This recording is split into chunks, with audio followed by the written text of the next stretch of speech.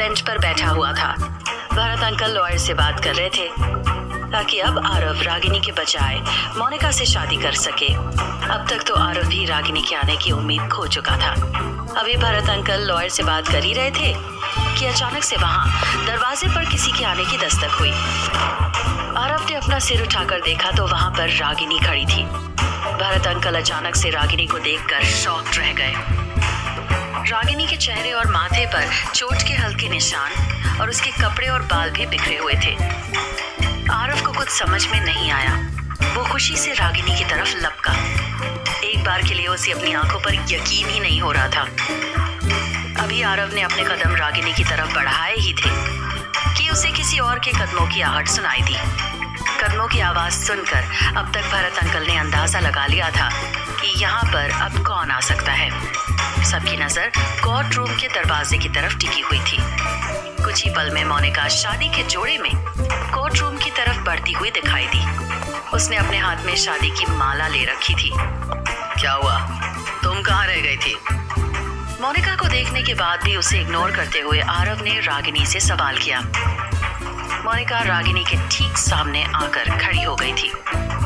रागिनी को यहाँ पर देखकर उसके पैरों तले की जमीन खिसक गई। उसे समझ में नहीं आ रहा था कि आखिर रागिनी वहां से बचकर भागी कैसे। रागिनी और मोनिका दोनों एक दूसरे को बेहद गुस्से भरी नजरों से घूरने लगे। आरव ने इन दोनों को ध्यान से देखा, लेकिन उसको कुछ समझ नहीं आया। रागिनी, कहाँ थे तुम? और तुम्हारा फोन क्यों नहीं लग रहा था? रागिनी, कहाँ थी तुम? और तुम्हारा फोन क्यों नहीं लग रहा था? आरव ने थोड़ी तेज आवाज में चिल्लाते हुए रागिनी से कहा। आरव के मुंह से फोन का नाम सुनते ही रागिनी के चेहरे का गुस्सा घबराहट में बदल गया, जबकि मोनिका के चेहरे पर अजीब सी मुस्कान छा गई। मोनिका की मुस्कुराहट ने रागिनी को काफी डरा दिया था। रागिनी को अच्छे से पता था कि उसका फोन मोनिका के पास है। ऐसे में उसे ये डर भी था कि कहीं मोनिका को फोन से कुछ पता न चल गया हो। रागिनी कुछ बोलने को थी कि अचानक से मोनिका आगे बढ़कर जानबूझकर आरव से टकरा गई, जिससे आरव के हाथ से फोन छूटकर नीचे गिर गया और वो मोनिका को गुस्से से घूरते हुए नीचे झुककर अपना फोन उठाने लगा कि तभी मौका पाकर मोनिका ने रागिनी को धमकाते हुए कहा, ये वकील अंकल कौन है? फोन आया था उनका। रागिनी, कुछ बोलोगी तुम? आरव ने खड़े होते हुए थोड़े सख्त लहजे में कहा, जी वो मेरा छोटा सा एक्सीडेंट हो गया था, इसलिए लेट हो गई। रागिनी ने हड़बड़ाते हुए जवाब दिया। ये सुनकर मोनिका के मुंह पर जीत की मुस्कान छा गई, लेकिन अभी भी उसके मन में ये सवाल चल रहा था कि आखिर ये लड़की खुद को छुड़ाकर भागी कैसे? एक्सीडेंट? कैसे? कहां पर? और तुम्हारा फोन क्यों नहीं लग रहा था?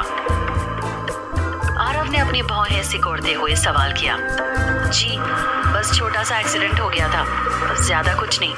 मैं रोड पर गिर गई थी और वो फोन तो खराब हो गया जी। रागिनी ने मोनिका की ओर तिरछी नजरों से देखते हुए कहा। मोनिका अपनी जगह पर खड़ी होकर मुस्कुरा रही थी। साथ ही उसे यह आश्चर्य भी हो रहा था कि सिर्फ एक इतनी छोटी सी धमकी पर यह लड़की इतना क्यों डर गई है। इसका मतलब जरूर कुछ न कुछ बात है। आरव?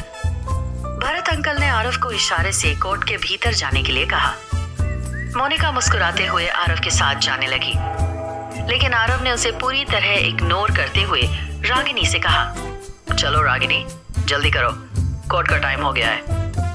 ये सुनकर तो मोनिका के चेहरे का रंग उड़ गया। वो बेहद गुस्से भरी नजरों से आरव और रागिनी को देखने लगी। शादी के जोड़े में तैयार खड़ी मोनिका की आंखें गुस्से से बिल्कुल लाल हो गई थी। इसी बीच रागिनी ने आगे बढ़कर मुस्कुराते हुए उसके हाथ से शादी की माला भी छीन ली। मोनिका अपनी आंखों के सामने रागिनी और आरव को कोर्ट के अंदर जाते हुए देखती रह गई। वो अभी तो रागिनी का कुछ नहीं कर सकी, लेकिन उसने अब ठान लिया था कि अपने इस अपमान का बदला वो रागिनी से जरूर लेकर रहेगी। अभी मोनिका यहाँ से जाने के मूड में ही थी कि भरत अंकल ने उसे पीछे से बुलाते हुए कुछ कहने की कोशिश की। अब बस। मोनिका ने पीछे मुड़कर भरत अंकल को आंख दिखाते हुए कहा, कोई सफाई नहीं चाहिए भरत जी। अब बस इतना ध्यान रखना, मैं किसी को नहीं छोड़ूंगी। मोनिका ने भरत अंकल को घूरते हुए कहा और फिर तुरंत वहां से मुड़कर चली गई। थप्पड़ की जोरदार आवाज के साथ पूरा कमरा गूंज उठा। इसके साथ ही कुर्सी पर रस्सी से बंधा हुआ शख्स लुढ़क कर जमीन पर गिर गया। एक छोटा सा काम दिया था तुझे, वो भी नहीं हुआ तुझसे। एक लड़की नहीं संभाल पाया, मोनिका ने चिल्लाते हुए कहा और फिर जमीन पर गिरे हुए ड्राइवर को लात से मारना शुरू कर दिया। एक लड़की नहीं संभाली गई, एक लड़की नहीं संभाली गई, बोल। जितनी बार मोनिका ये शब्द बोल रही थी उतनी बार वो गुस्से से ड्राइवर को लात से मारे जा रही थी। आह आह! ड्राइवर दर्द के मारे चीखने लगा। हाँ हाँ, मोनिका हांफते हुए जमीन पर बैठ गई और फिर उसने ड्राइवर का कॉलर पकड़ते हुए कहा, बता कैसे भागी वो?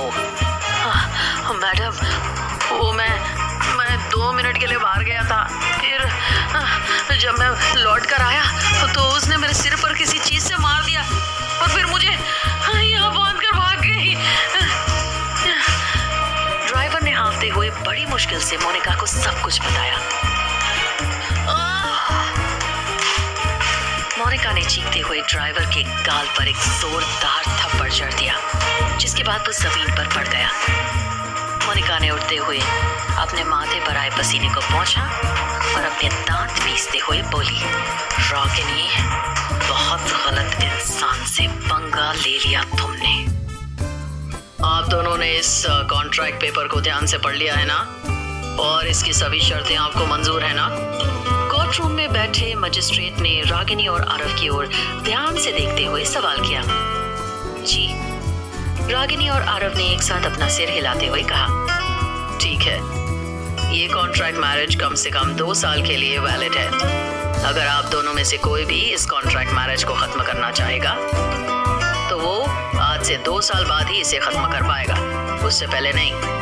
मजिस्ट्रेट ने फॉर्मेलिटी के लिए एक बार कॉन्ट्रैक्ट मैरिज की सारी शर्तों को पढ़कर सुनाया और फिर पेपर पर साइन करने के लिए आरव और रागिनी की तरफ बढ़ा दिया। उन दोनों के साथ भरत अंकल ने भी विटनेस के तौर पर इस कॉन्ट्रैक्ट मैरिज के पेपर पर साइन कर दिया। आरव और रागिनी की इस कॉन्ट्रैक्ट मैरिज के बारे में सिर्फ भरत अंकल ही जानते थे। बाकी की दुनिया के लिए ये बस नॉर्मल कोर्ट मैरिज ही थी। क्या मोनिका से दुश्मनी पड़ेगी रागिनी को भारी? और क्या मोनिका जान पाएगी रागिनी का राज?